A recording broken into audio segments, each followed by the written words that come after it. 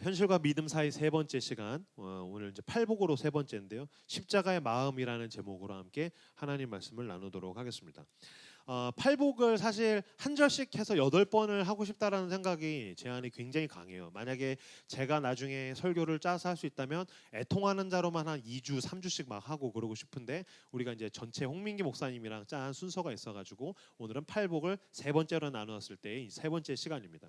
앞부분에 제일 처음에 시작하는 가난한 심령으로 한 번 했고 그 다음에 이제 애통하는 자와 온유한 자 두 번 했고 그 다음에 이제 세 번째인데 이걸 순서적으로 생각을 해보실 수가 있어요. 가난한 심령은 뭐냐면은 주님 앞에 은혜를 구하는 간절한 마음, 그것으로 이제 하나님 앞에 나가고 하나님 앞에 나가서 보니까 내가 얼마나 죄인인가, 연약한가, 내가 얼마나 유한한 존재인가에 대해서 애통하게 되고 얼마나 약한지를 알게 되니까 하나님께 붙들려서 야생마 같았던 인간이 이제 하나님 앞에 붙들려서 쓰임 받는 온유한 사람. 그래서 제가 야생마가 그냥 밖에서 주인 없는 인생이라면은 이제 하나님 앞에 주인이 있는 인생, 그래서 이제 왕궁의 마차를 끌거나 경주마로서의 인생을 사는 것이 바로 온유한 자의 인생이다라는 이야기를 했습니다. 오늘 세 번째로 하나님과의 관계를 벗어나 이제 하나님과의 관계를 맺었다면 그 하나님께 붙들린 사람이 세상과의 관계를 어떻게 맺어갈 것인가? 오늘은 요것으로만 이제 성경을 이제 설명을 할 겁니다. 그래서 세상과의 관계를 맺어가는 방식에 대한 것으로 네 가지가 오늘 본문에 나옵니다. 첫 번째는 긍휼히 여기는 자, 두 번째는 마음이 청결한 자, 세 번째는 화평하게 하는 자, 네 번째는 의를 위하여 박해를 받는 자. 요 네 가지, 긍휼, 그다음에 마음이 청결, 화평, 의를 위한 박해, 네 가지가 있는데 뭐 여러분 이제 어지러우시죠? 두 가지로 제가 후려쳐서 설명을 드리겠습니다. 두 가지면은 정의와 평화라고 볼 수 있습니다. 정의와 평화. 마음이 청결한 것과 의를 위해서 박해를 받는다는 것은 하나님의 사람은 이제 세상을 향해서 정의를 추구하는 사람이 된다라는 뜻이고, 그 다음에 누군가를 긍휼히 여기고, 그 다음에 누군가와 화평하게 여기는 사람은 그 사람은 삶에서 어떤 평화를 굉장히 중요한 가치로 여기는 사람이다. 그래서 오늘 십자가의 마음으로서 정의와 평화라고 했지만 부제는 월터 스토프의 이제 제목인데, 니콜라스 월터 스토프의 정의와 평화가 입맞출 때까지. 나만 좋은가요?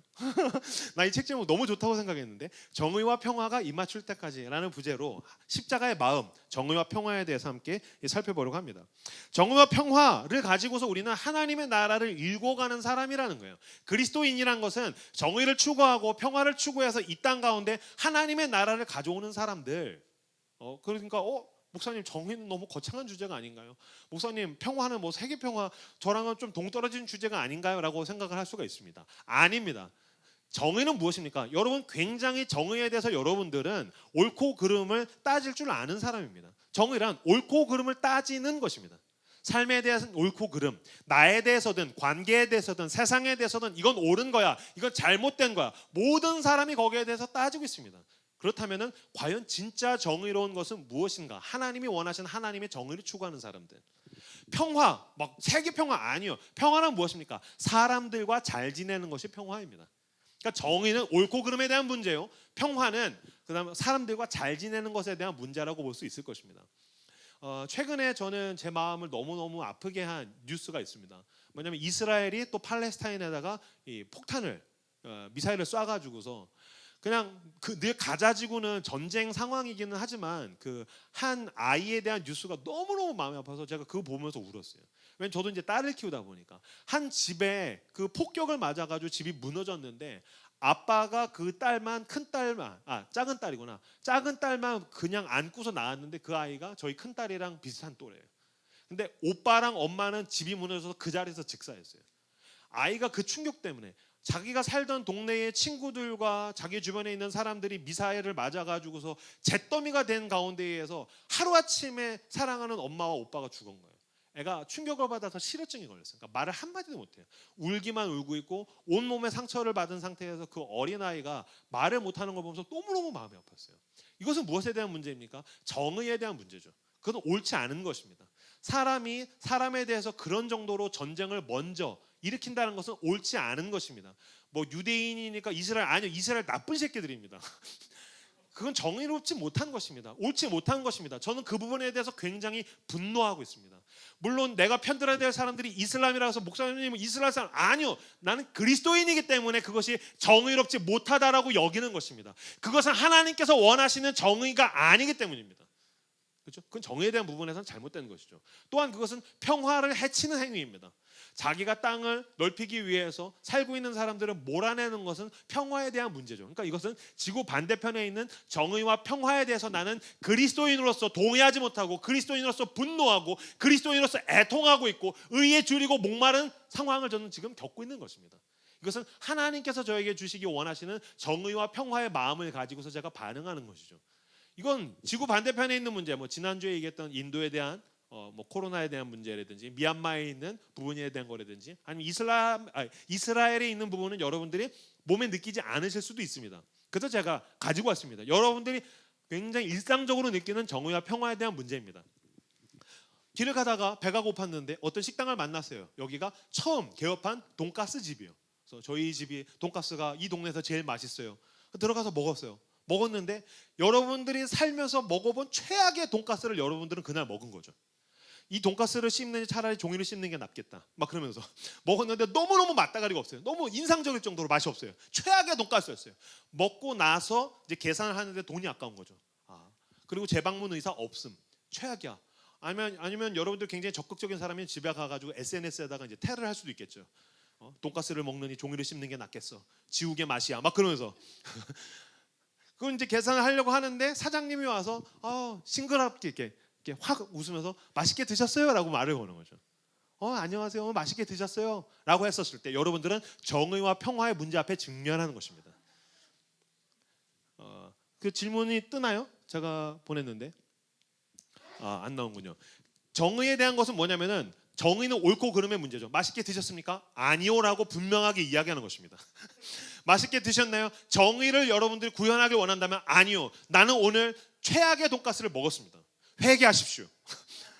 라고 이야기한다면 정의를 실천하는 것입니다.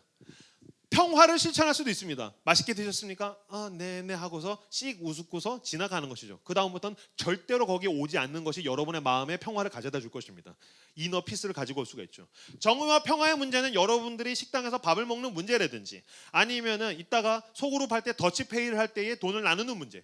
정확하게 나누는 것은 정의에 대한 문제입니다. 근데 누군가가 돈이 없는 거 가서 쭈뼛쭈뼛 할 때 내가 살게요 라는 것은 평화에 대한 문제입니다. 그렇죠? 그러니까 정의와 평화는 굉장히 미시적인 일상으로부터 굉장히 거시적인 세계적인 수준까지 우리가 맞닥뜨리는 문제라는 것입니다. 내가 외면하고 내가 그냥 내가 살고 싶은 대로 살고 싶을 뿐이지 하나님께서 원하시는 것은 무엇이냐면 굉장히 작은 것으로부터 큰 것까지 정의롭기를 원하시고 평화롭기를 원하신다는 것입니다. 이 땅 가운데 정의를 가져오는 사람이 되기를 원하시고 이 땅 가운데 평화를 가져오는 사람이 되기를 원하신다는 것입니다. 근데 여러분 생각해 보시면 정의와 평화는 굉장히 모순된 지점입니다. 아까 제가 말씀드렸죠. 내가 돈가스가 맛없습니다. 회개하십시오. 라고 이야기하면 내 평화가 이 사람과의 평화가 깨질 수 있습니다. 또한 평화를 추구하려면 내가 정의를 잠깐 밀어두어야 됩니다. 이 모순된 두 가지를 하나님께서 지금 우리에게 추구해야 된다. 이것을 향해서 살아야 한다. 정의와 평화를 함께 붙들고서 정의와 평화가 입맞출 때까지 너희들은 너희의 삶을 쏟아부으며 하나님 나라를 향해서 살아야 된다라고 이 모순된 걸 추구하라고 이야기하십니다. 도대체 이 모순된 걸 우리가 어떻게 할 수 있단 말입니까? 이거를 시작하신 분이 누구십니까? 우리의 주인 되신 예수 그리스도. 그래서 이게 십자가의 마음입니다. 예수 그리스도의 십자가 가운데서 정의와 평화가 함께 완성되었기 때문입니다.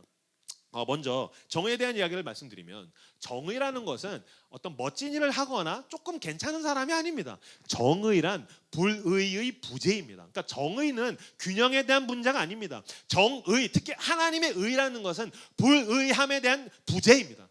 그러니까 불의가 있으면 그건 정의롭지 못한 것입니다. 그러면 너무한 거 아닙니까? 기독교는 너무 심한 걸 사람한테 요구하는 거 아닙니까? 여러분 잘 생각해 보십시오. 우리나라에서 장관을 뽑을 때의 청문회에서 불의함이 나오면 장관이 됩니까? 안 넘어갑니다. 한국 사람들 굉장히 윤리적이고 도덕적인 사람들입니다. 그죠? 기독교 세계관에서 오히려 미국에서는 그냥 넘어갈 수 있는데 실용적으로 넘어가는데 한국 사람들 굉장히 어렵습니다. 어떻게 장관 후보가 그런 불의함이 있을 수 있느냐? 탈락됩니다. 여러분 의롭지 못하면 무너지는 것입니다. 정의는 그냥 멋진 세상의 추상적인 관념이 아닙니다. 정의는 어떠한 단단한 기반 위에 그 사람이 자기 인생을 세워가느냐에 대한 부분입니다. 불의한 사람은 반드시 몰락하게 돼 있습니다. 불의한 가정이나 불의한 집단은 반드시 몰락하게 돼 있습니다. 그냥 괜찮겠지 아니요. 정의라는 것은 굉장히 단단한 토대에 있는 것입니다. 그래서 어떤 민주주의 역사가 길거나 어떤 세계적으로 어떤 의로움에 대한 역사가 있는, 사상적인 역사가 있는 사람들은 정의를 굉장히 중요하게 여깁니다. 그 사람들 그냥 추구하는 사상이 훌륭하기 때문이 아니라 그 기반이 단단해야 오래 갈 수 있다는 것을 알기 때문입니다. 최근에 빌 게이츠가 전 세계에서 제일 돈이 많은 인간이 작살나고 있습니다. 이혼했습니다. 이혼은 그냥 그 부부만의 문제라고 차치하더라도 그 사람에게 있는 불의함들, 어떤 성적인 타락함들, 그 안에 있는 그 추악함들이 막 탄로나고 있죠. 그 자식들도 빌 게이츠 아빠를 미워하고 엄마 편을 드니까 그때부터 빌 게이츠의 위상이 그대로 몰락하고 있습니다. 그 전에 사람들한테 돈 나눠주고 자비를 베풀던 그 돈이 수많은 돈인데 수억의 돈을 차치하고 그 인간 진짜 형편없는 인간이야. 정의는 그 사람의 기반인 것입니다. 얼마나 단단한 기반 위에 서 있느냐가 의로움이란 것입니다. 만약에 제가 목사인데 제가 추악한 이중적인 삶을 살고 있다면 제가 어떤 밤의 황제예요. 이 홍대에서 밤의 황제로 살고 있다면 여러분들이 제 설교 들으시겠습니까? 전 목사로서 모든 커리어가 날아가는 겁니다. 목사로서의 커리어만 날아가겠습니까? 제가 세상에서 가장 사랑하는 제 새 여인이 저를 혐오하기 시작할 것입니다. 그래서 저는 뭐를 추구해야 됩니까? 의를 추구해야 됩니다. 내가 작은 불의함이 들어온 것을 예수 그리스도의 십자가 앞에 나가 회개하고 털어내고 나는 끊임없이 주님이 원하시는 그 정의의 방향을 향해서 살아가야 되고 정의의 기반 위에 내 삶을 쌓아갈 때에 내 가정이 안전하게 보호되고 내 삶의 커리어가 안전하게 보호되고 이것은 나를 지켜주는 행위요. 우리의 가정을 지켜주고 이 사회를 지켜주는 것은 무엇입니까? 정의라는 것입니다. 근데 인간이 이 정의의 기준으로부터 하나님의 의의 기준으로부터 벗어났습니다. 그렇죠? 모든 사람은 하나님의 의의 기준으로부터 벗어났습니다. 제가 드러나는 행실로서는 여러분들 앞에서 부끄러움이 없습니다. 그러나 제 머릿속과 제 마음속에 있는 하드디스크를 하나님이 뒤지신다면 내 마음속과 머릿속에 있는 하드디스크를 하나님께서 검열하신다면 포렌식으로 내 핸드폰을 다 뒤졌듯이 하나님이 내 삶을 다 스캔하시면 나는 죽을 수밖에 없는 죄인이라는 겁니다. 그거 폭로되면 제 가장 사랑하는 새 여인과 제 교인들이 저를 혐오하기 시작할 것입니다. 은혜로 사는 것입니다.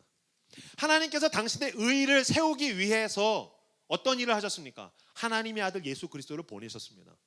하나님께서 하나님의 의를 세우기 위해서라면 뭘 했어야 됐습니까?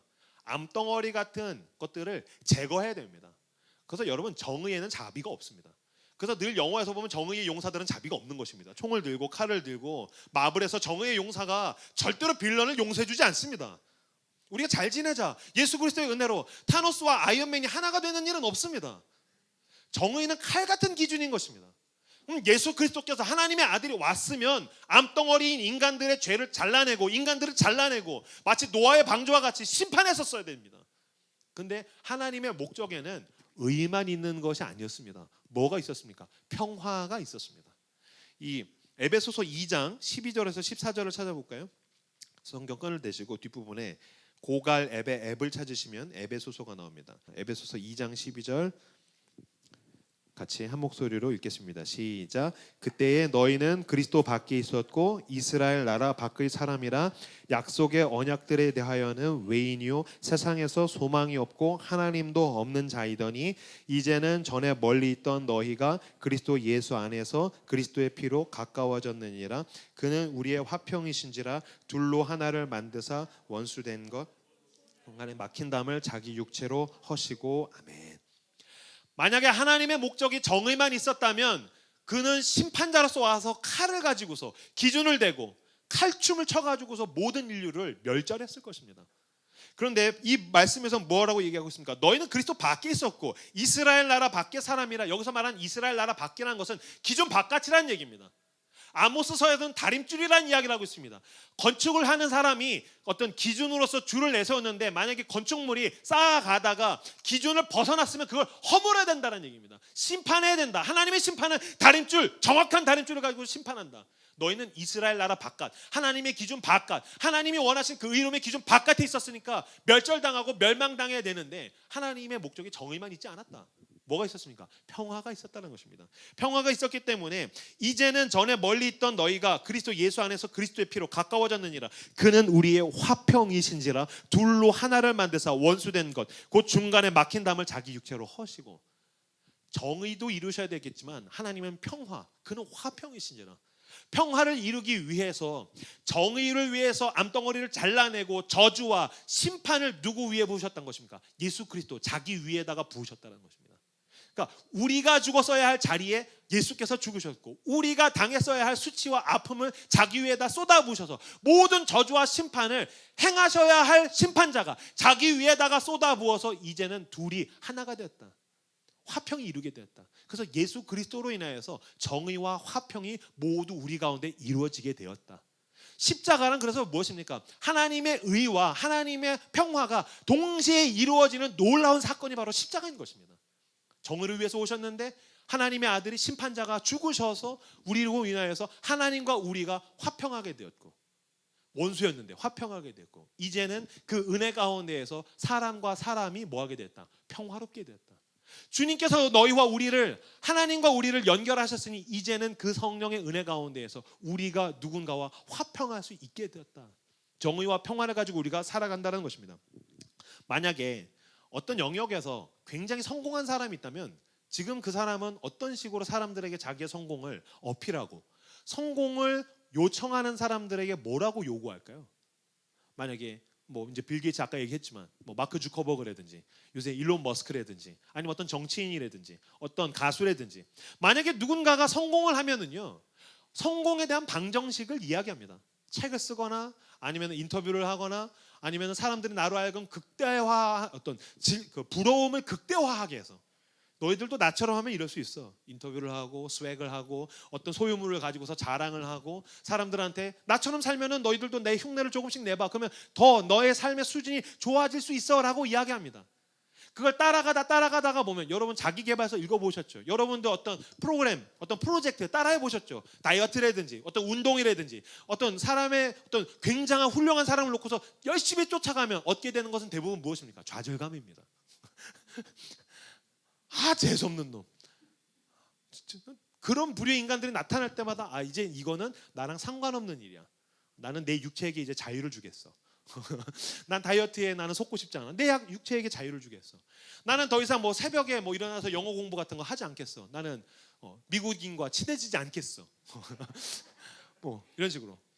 그런 식으로 내가 얻게 되는 것은 좌절감이 더욱더 큽니다. 왜냐하면 성공한 사람들은 쫓아오라고 이야기를 하지 쫓아갈 수 없는 사람의 한계에 대해서 자기들이 손해보려고 하지 않습니다. 자기의 성공을 나누려고 하지 않습니다. 자기의 삶과 시간과 자기의 것을 나누어서 성공에 필요한 사람들에게 헌신하려고 하지 않습니다. 오히려 사람들에게 더 부러움만 더욱더 극대화하려고 할 뿐이죠. 근데 예수 그리스도는 어떻게 하셨다고요? 하나님의 아들이, 모든 걸 다 가지신 분이 자기의 것을 다 쪼개서 찢어서 나누어 주었다.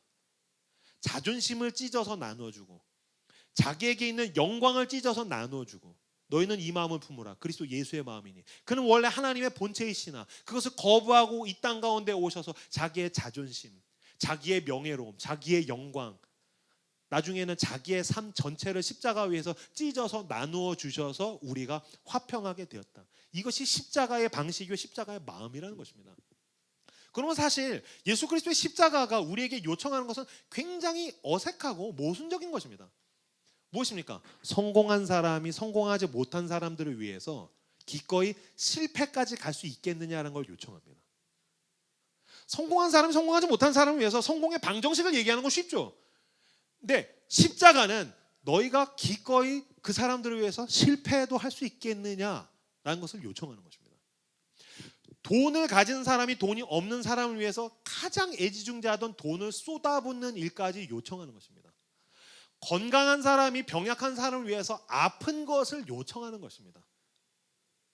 자존심이 전부이던 사람이 내가 가장 별 볼 일 없게 여기는 사람을 위해서 자존심을 찢어 발기고 침묵하고 있는.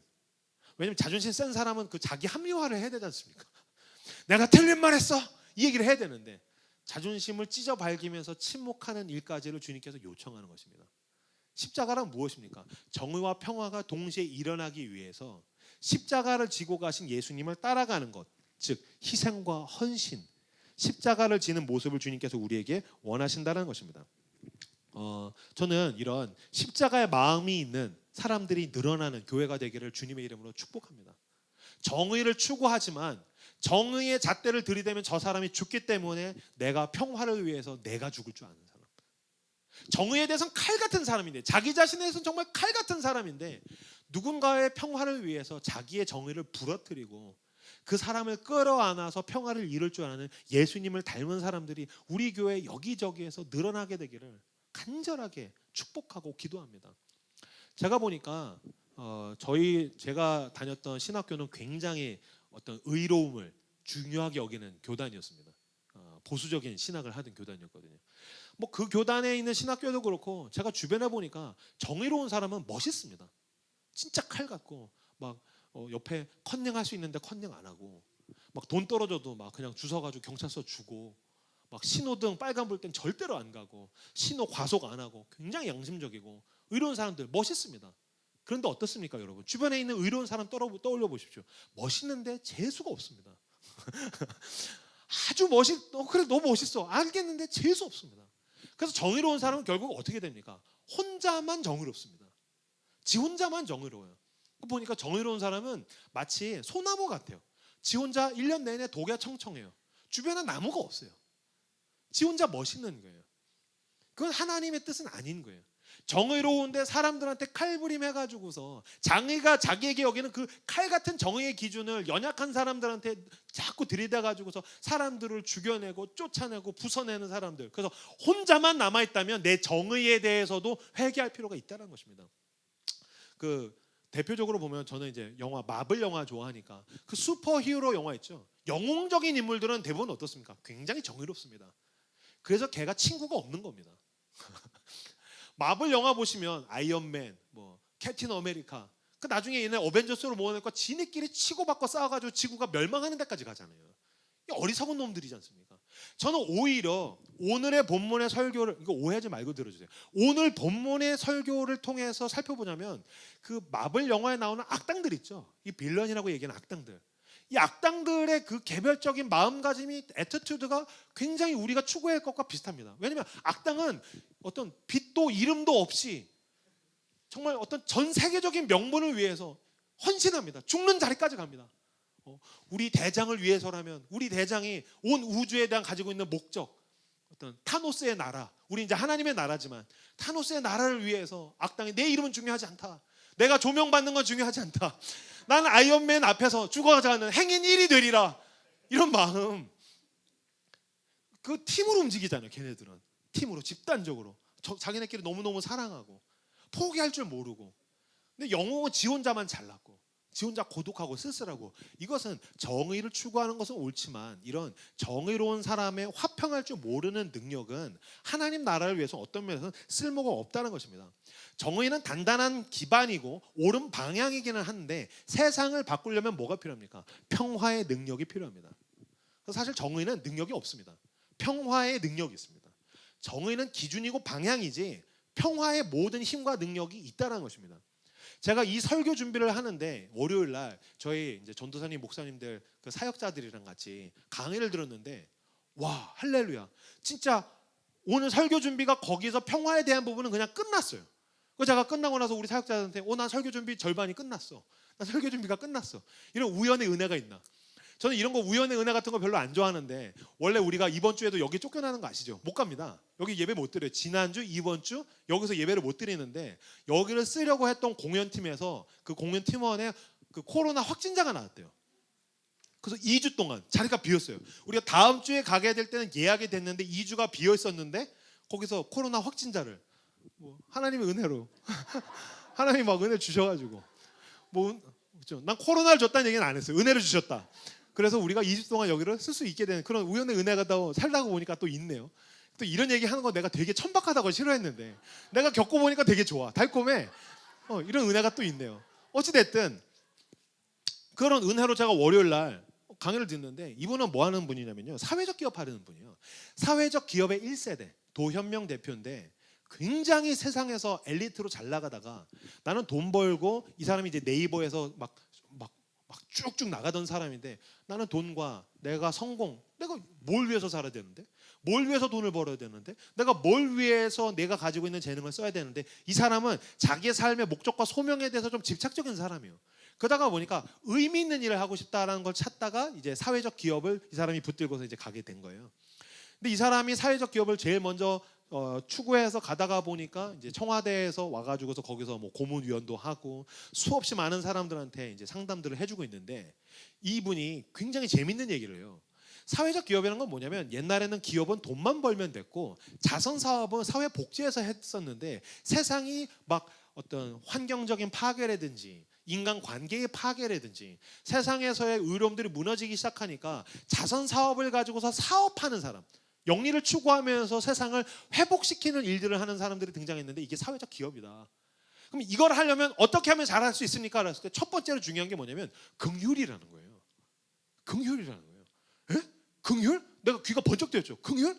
긍휼이 사회적 기업을 하는 거랑 세상에서 돈 벌면서 기업하는 거랑 뭔 상관이 있어? 그러면서 예를 드는 게 뭐냐면요.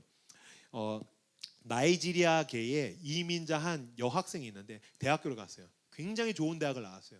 근데 나이지리아계이긴 하지만 나이지리아를 한 번도 가본 적이 없는 거예요. 그냥 이 사람은 미국인이죠.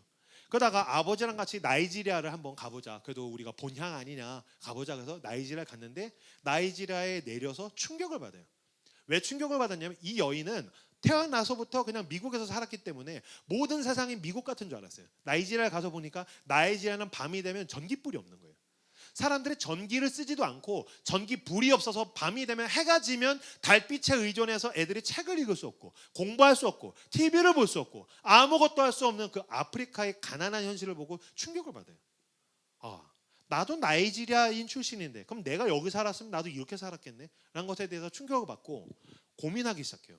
어떻게 이들에게 전기불을 나눠줄 수 있을까? 그래서 축구공에다가 발전 시스템을 만들어서 나이지리아는 다 축구하니까 축구공을 하루 종일 차고 놀면은 거기에다가 연결해서 전등을 쓸 수 있어요. 진짜 대박이야. 이거 사진을 보면 진짜 대박이야. 축구공에다가 이렇게 LED 등을 켜면은 거기에서 등이 나와서 책을 볼 수 있어요. 근데 이게 사업이 굉장한 펀딩을 받아서 사업이 잘 됐는데 축구공을 엄청 팔았는데 망했습니다. 왜 망했냐면은 축구공을 아이들 하나씩 가지고 갔는데 축구는 22명이 한다는 사실. 그러니까 22명에서 공 하나를 차고 나가면 21명은 축구공이 방전돼 있는 거죠. 그래서 실패. 두 번째 뭘로 할까? 모든 사람이 한 사람당 하나씩 가지고 있었으면 좋겠다. 그래서 그 사람이 이제 개발한 거는 뭐냐면은 그 줄넘기에다가 발전 동력을 다 이제 연결해 가지고서 하루 종일 줄넘기를 하고 나면 그걸 꽂으면 이제 불이 나오는. 근데 지금 웃는 분들이 계신데 당연히 실패하죠. 하루 종일 줄넘기를 하고 싶은 소년은 없으니까요.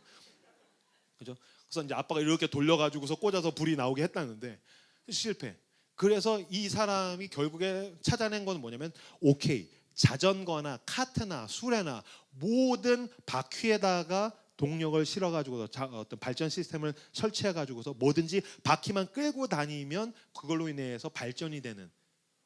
그래서 그게 어마어마하게 지금 잘 되고 있다는 거예요.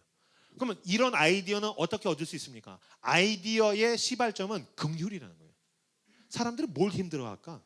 사람들이 뭘 필요로 할까? 내가 뭘 도와줄 수 있을까? 긍휼로부터 아이디어가 나옵니다라는 얘기했는데 제가 우와 저는 녹화되니까 좀 쑥스러운데 아이디어가 좋은 사람이거든요. 내가 긍휼이 좋다는 걸 제가 그날 알았어요. 내가 긍휼이 많아가지고 아이디어가 좋은 거구나. 사람들이 무엇을 필요로 할까? 무엇에 대해서 사람들이 어려워할까라는 아이디어는 긍휼로부터 나온다는 것입니다. 세상을 바꾸는 아이디어가 여러분에게 있으시길 바라고 그런 아이디어를 만들어내기 위해서 긍휼이란 무엇입니까? 사람들을 어떤 불쌍하게 여기고 안타깝게 여기고 같은 마음을 품어주는 긍휼로 인한 아이디어가 있는 아이디어의 힘이 있으신 저와 여러분들 다 되시기를 특히 라이트하우스 식구들 되시기를 주님의 이름으로 축복합니다. 그래서 이걸 가지고서 사업을 해야 되잖아요. 사업을 할 때에 제일 필요한 게 뭡니까? 라고 그랬더니 이 대표님이 뭐라고 하냐면 두 번째로 중요한 건 화평이라는 거예요. 그러니까 나 오늘 설교가 그냥 끝났다니까요. 평화의 힘. 긍휼과 화평. 화평이 왜 중요해요? 화평이 있는 사람이 사람들과 커뮤니케이션이 된다는 거예요. 사업을 하려면 어떤 사람과도 만나서 대화를 하고 커뮤니케이션을 할 수 있어야 되는데, 커뮤니케이션이 안 되는 사람은 자기 혼자만 옳은 사람, 자기 혼자만 맞은 사람, 사람들에게 눈높이를 맞춰서 커뮤니케이션 하려 하지 않는 사람은 이 사회적 기업이라든지 세상에서 커뮤니케이션 자체가 안 된다는 거예요. 여러분, 화평이라고 쓰시고 커뮤니케이션이라고 읽으시기 바랍니다. 여러분의 가정에 주님이 주신 이 팔복의 은혜 가운데에서 십자가의 마음으로서 화평이 가득한 여러분이 되고, 여러분의 가정에 화평이 가득하게 되시기를 주님의 이름으로 축복합니다. 여러분이 신입사원이 되면 여러분의 신입사원 때문에 여러분의 부서의 화평, 그 커뮤니케이션의 능력이 나가고, 여러분이 상사가 되면 꼰대가 되는 게 아니라 커뮤니케이션을 잘하는 화평의 능력이 있는 상사가 되고, 여러분이 대표가 되면 여러분의 사업장이 화평이 있는 커뮤니케이션이 되는 어떤 회사가 되고 사업장이 되고, 우리 때문에 이 헬조선이라는 지옥의 별명을 가지고 있는 나라가 화평하게 되는, 평화의 나라가 되는 하나님의 나라가 되시기를 주님의 이름으로 축복합니다. 뭐 죽자고 도대체 우리가 커뮤니케이션을 깨고 관계를 깨고 대화를 깨고 눈빛이 어그러지면서까지 얻을 수 있는 것이 무엇이겠습니까? 주님께서 나에게 주신 은혜를 생각할 때 나같이 불의한 자를 암덩어리를 잘라내서 내던져서 쓰레기통에 버려져야 할 인생을 주님께서 하나님과 화평케 하셨으니, 이 은혜가 흘러간다면 우리가 누구에겐들 화평하지 못하겠습니까? 지금 주님께서 십자가 위에서 나에게 부어주신 화평을 기억하십시오. 그 화평을 향해서 마음을 여십시오. 은혜란 주님께서 우리와 화평하시겠다라는 약속으로 인해서 은혜가 부어지는 것입니다. 그냥 마음이 따뜻해지는 게 아니에요. 예배에서 찬양팀이 좋아서, 설교가 알아듣기 좋아서 그런 게 아니에요. 여러분 속에 지금 은혜가 있다면 그 은혜는 무엇입니까? 하나님께서 여러분과 화평하게 지내시겠다는 것입니다. 여러분 안에 하나님께서 화평하게 하셔서 은혜가 있는 것입니다. 그렇다면 이제 이 은혜를 내 주변으로 흘려보내어 주는 것입니다. 좋은 사람과 잘 지내는 것은 쉽습니다. 꼴배기 싫은 자들에게 이 커뮤니케이션의 능력으로 접근할 줄 아는, 결국엔 이것은 무엇입니까? 인카네이션이죠. 예수님께서 그 누구와가도 눈높이를 낮추어서, 인카네이션이라는 성육신을 얘기합니다. 하나님께서 저 높은 것을 따라올 테면 따라와봐 이놈들아, 여기까지 와야지라고 하지 않으시고 이 낮고 낮은 땅 위에 오셔서 눈높이를 맞추시고, 그리고도 제일 무식한 이스라엘 사람들을 위해서 예수님은 당시에 유식한 언어였던 그리스어, 헬라어를 쓰지 않으셨고요, 이스라엘 사람들이 쓰던 히브리어를 쓰지 않으시고 가장 무식한 사람들이 쓰던 방언으로서 아람어를 쓰셨습니다. 무슨 뜻입니까? 예수님은 제일 무식하고 천박하고 연약한 사람들에게 눈높이를 낮추셔서 소통하셨던 것입니다. 그의 식탁에는 애국 보수와 그 다음에 좌빨이 같이 앉아 있었습니다. 그죠? 셀로딘 시몬은 테러리스트니까 극좌. 그 다음에 마태복음을 쓴 마태는 애국 보수입니다. 앞제비, 로마의 앞제비. 그의 식탁에는 우파와 좌파가 같이 앉아 있습니다. 그거 얼마나 커뮤니케이션에 능통한 자입니까? 예수님처럼 그 누구와도 내가 이 사람이 내 스타일은 아닌데 이 사람과 커뮤니케이션을 못할 일은 없지. 내가 뭐라고, 내가 얼마나 죄인인가를 알아서 애통하고 온유해지고 의에 줄이고 목말라서 주님으로 가득히 채워 평화의 능력, 커뮤니케이션의 능력이 있으시는 저 여러분들 다 되시기를 주님의 이름으로 축복합니다. 이 정의와 평화를 가지고서 뭐 해야 됩니까? 여러분들은 이제부터 하나님의 사람은 괜한 짓을 해야 합니다. 왜요? 정의를 추구하려면 괜한 짓이 필요하기 때문입니다. 왜 우리가 의롭지 못합니까? 왜 그리스도인이 이기적이라는 이야기를 듣습니까? 우리는 어마어마한 은혜를 받았음에도 불구하고 세상을 변화시키고 회복하고 누군가를 돕거나 섬기는 일에 대해서는 괜한 짓이라고 생각하기 때문입니다. 아닙니다. 그건 괜한 짓이 아닙니다. 오늘 주님께서 팔복에서 요청하신 정의와 평화를 이 땅 가운데 나타내는 일입니다. 그 선한 사마리아인의 비유를 여러분 모두 아실 것입니다. 누가복음 10장인가요? 선한 사마리아인의 비유. 유대인이 길을 가다가 강도를 만나서 어떤 반죽음, 죽어가고 있습니다. 두드려 맞고 모든 소유를 털리고 이제 그는 죽는 건 시간 문제입니다. 사람들이 지나갑니다. 레위인이 지나가고 제사장이 지나갑니다. 그들은 제사장이라는 건 저 같은 종교적인 엘리트, 목사, 직업이 종교인인 사람. 레위인이란 것은 무엇을 뜻합니까? 우리로 치면 그리스도인인 겁니다. 교회 다니는 사람. 근데 둘 다 그냥 지나가 버립니다. 그 유대인을 보고서 죽어가는 동족을 보고 그냥 지나가 버립니다. 왜 지나갔을까요? 물론 명분이 있었을 겁니다. 나는 예배 드리러 가야 돼. 나는 지금 이거 하기에는 내가 더욱더 중요한 일이 있어. 여러 가지 명분이 있었을 것입니다. 그러나 그럼에도 불구하고 뭐라고 했을까요? 이건 나에게 괜한 짓일 수도 있어. 평화만 추구하고 의로움이 없으면 누군가의 삶에 개입되는 걸 괜한 짓이라고 여깁니다. 그 사람을 돕는 것, 그러려면 내 시간이 손해를 봐야 되고 내 돈이 손해를 봐야 되고, 그렇다고 내가 좋은 얘기를 듣는 것도 아니고 괜한 짓 하지 말자. 그건 나랑 상관없는 일이잖아. 놀이터에서 애들이 모여서 담배를 피고 있거나, 놀이터에서 초등학생들이 모여서 욕을 하고 있습니다. 중고등학생들이 모여가지고서 막 쌍욕을 하면서 담배를 피우고 있습니다. 괜한 짓이라고 생각하시나요? 그 괜한 짓들이 쌓여서 여러분들이 아이들을 키울 때에 그 아이들 때문에 내 아이가 가장 큰 피해를 받게 됩니다. 왜 세상이 각박해지고 왜 세상이 살기 힘든지 아십니까? 모든 사람이 괜한 짓이라고 여기는 영역들이 점점 늘어나서 그 썩은 내가 이 땅에 가득해지는 것입니다. 그 썩은 부분이 어떤 괴사할 때의 내 피부가 썩어져 가면서 사람이 문둥병처럼, 나병 환자처럼 죽어가듯이 남의 일이라고 여겼던 그 괜한 짓들이 결국에 내 목에 칼이 돼서 들어오는 것입니다. 그건 괜한 짓이 아닙니다. 저는 저희 아파트에서 굉장히 오지랖이 넓은 아저씨입니다. 괜한 짓이 아닙니다. 그건 내 자녀를 위한 것이고 나를 위한 것이고 하나님의 나라를 위한 일을 나는 하고 있는 것입니다. 얘들아, 욕하는 거 아니야. 뚜벅뚜벅 걸어가서 욕하는 거 아니야. 너네 여기서 담배 피는 거 아니야. 너네 여기서 이러면 안 돼. 누군가가 어려운 일을 당하고 있다면 그건 괜한 짓이 아닐 것입니다. 내가 죽어갈 때 누군가가 나에게 손을 내밀기를 원하기 때문입니다. 내가 고통받았을 때 누군가 날 도와주길 원한다면 내가 그 손을 내미는 것은 괜한 짓이 아니요, 하나님이 원하시는 숭고한 것입니다. 그것은 돈을 아무리 많이 버는 것보다, 수많은 사람에게 박수를 받는 것보다 훨씬 더 숭고한 것입니다. 나는 괜한 짓을 하는 것이 아니요, 하나님 앞에서 거룩하고 숭고한 것을 추구해 나가는 것입니다. 작은 것으로부터 큰 것까지. 저는 교회에다가 헌금을 하고 있고, 헌금 외에도 저는 사회적으로 필요한 곳에 제 돈을 떼어서 매월 기부를 하고 있습니다. 돈이 너무너무 아깝습니다. 그러나 그것은 숭고한 것이라고 저는 믿습니다. 전 이 땅을 하나님의 나라를 만들기 위해서 내가 뭔가 참여하고 싶기 때문입니다. 우리 교회에서 어딘가에 가서 봉사활동을 하는 일들을 하기를 원합니다. 어딘가에 가서 섬기고 그 프로젝트에 대해서 한 걸음 한 걸음 만들어 나갈 것입니다. 목사님, 안 그래도 직장인들 살기 힘들어 죽겠는데 왜 괜한 짓을 하십니까? 그럼 괜한 짓이 아니요, 하나님 나라를 위한 숭고한 일에 우리가 함께 참여하는 것입니다. 대한민국에 있는 자본주의가 돈이 아무리 많아도 욕을 먹고 있는 것은 돈을 가지고, 삶을 가지고 높은 자리에 있는 사람들이 흔히 얘기하는 노블리스 오블리제로서 숭고함에 대한 추구가 없기 때문에 나라가 아무리 경제 수준이 좋아져도 사람이 사람을 볼 때 인간 같지 않게 보고, 나무로 보고, 벽 쳐놓고 두려워 떨면서 불안해하는 것입니다. 난 이 땅이 하나님의 나라가 되길 원합니다. 공의가 강물같이 흐르고 예수 그리스도의 평화가 충만해지길 원합니다. 하나님의 나라가 되길 원합니다.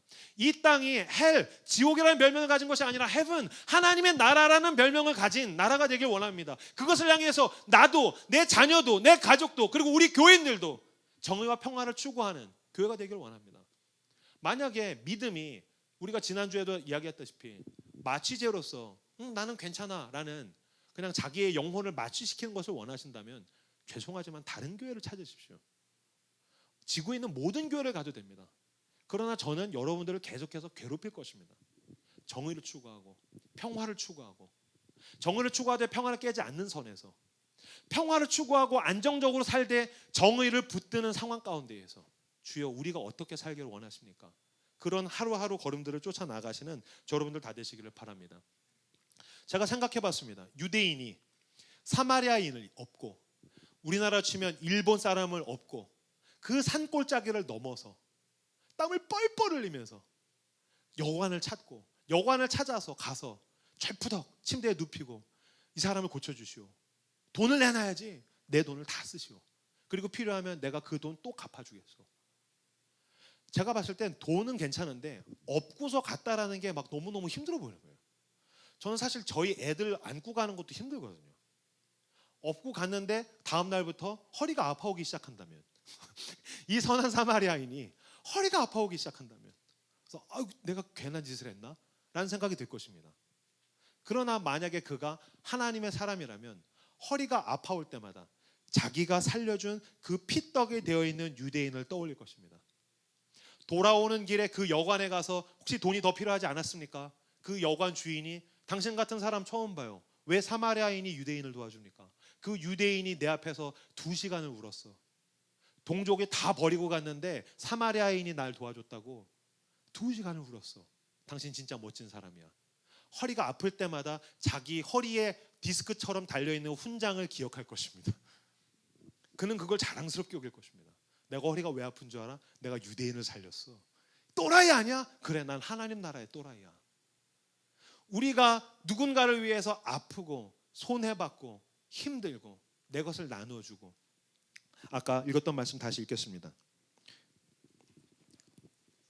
7절부터 12절까지 말씀 읽고 같이 기도하길 원합니다. 7절에서 12절까지 말씀입니다. 읽겠습니다. 시작.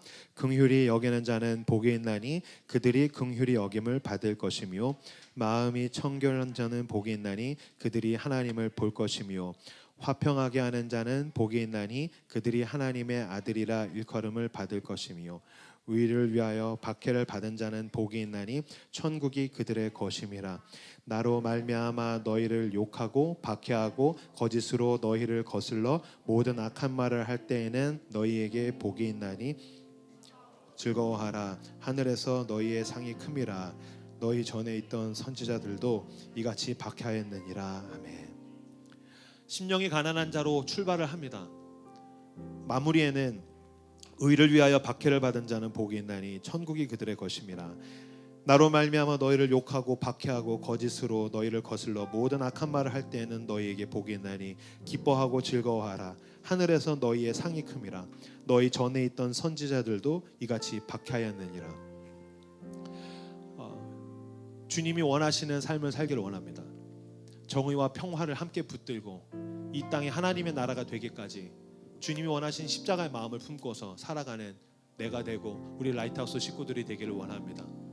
그것 때문에 내 돈이 손해를 보고 시간이 손해를 보고 내 건강이 손해를 보고, 예수께서 십자가에서 죽으신 게 추상적 관념이 아니라 내 삶에 여기저기 묻어있는 상흔으로서 스티그마 같이, 주님 저도 주님을 닮아가려다 보니 여기가 아파요. 주님 저도 주님을 닮아가려다 보니 마음이 아파요. 주님을 닮아가려다가 보니까 잠이 오지를 않아요. 주님을 닮아가려다가 보니까 제가 손해를 봤어요. 주님을 닮아가려다가 보니까 제가 괜한 짓을 했네요. 주님, 제가 주님을 닮아가게 해주셔서 감사합니다. 세상을 닮아가는 머리끝부터 발끝까지 세상 사람이 아니라 내 마음에는 십자가가 있는, 십자가의 심장이 뛰고 있는 예수님을 닮은 사람이 되게 하여 주시옵소서라고 함께 이 시간 기도하며 나아가도록 하겠습니다. 기도하겠습니다.